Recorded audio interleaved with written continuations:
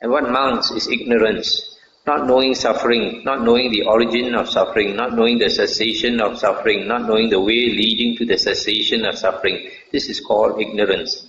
Thus mounts, with ignorance as condition, volition comes to be. With volition as condition, consciousness. With consciousness as condition, Namarupa, mentality, materiality. With Namarupa as condition, the six sense bases come into existence. With six sense bases as condition, you have contact. With contact as condition, you have feeling. With feeling as condition, you have craving, then clinging, being, birth, aging and death. This is the origin of the whole mass of suffering. And similarly, when ignorance ceases, then volition ceases, and then consciousness ceases, and then mentality, materiality ceases one by one. Now, I just go through this again. Out of these 12 links, you find most of them we can understand. Two are stumbling blocks. One is sankhara, the other one is bhava. Sankhara, I translate as volition. Here it says volitional formations. The other one is bhava. Bhava here it says existence, but I think it is being. So keep in mind these two are sources of conflict in interpretation. So now I go through this again, how this suffering comes about.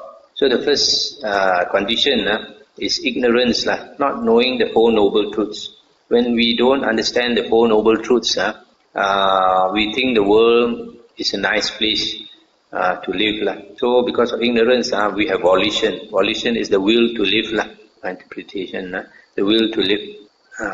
It's only the Arahants, the Buddhas, they have understood the Four Noble Truths, and then they have no more will to live. They let go of the will to live, right? Whereas all other beings, you have a very strong will to live, volition, sankhara.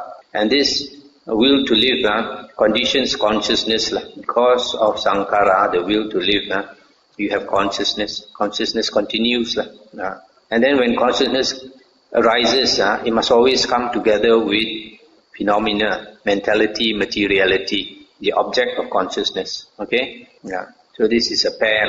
And once you have this consciousness, and mentality, materiality, then you must have a body. And this body has a six sense basis. Okay? And then the six sense basis, once you have a body with six senses, then there must be contact. Contact are the six sense basis. And then once there is contact, either from seeing or hearing, etc., feeling arises. Okay? So this feeling, if it is pleasant feeling, it gives rise to craving. Once you enjoy something, you crave for it. And once you crave for it, and what are these things you crave for? Crave for forms, crave for sounds, crave for odors, crave for taste, crave for touch, crave for mental phenomena. So once you have craving, then you cling to it. Okay? You cling to it. And when you cling to it, when you enjoy something and you cling to it, you always have the feeling, I enjoy.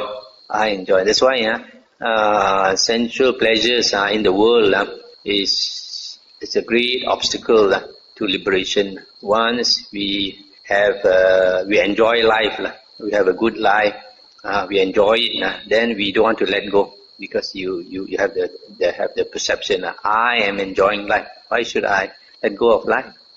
It's only when you have suffering that you want to find a way out of samsara. So once you have that clinging, then you have that I exist, that I am, that is the being, bhava.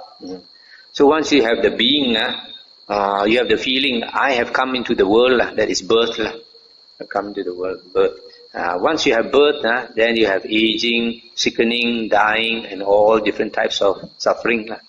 So this is how suffering comes about.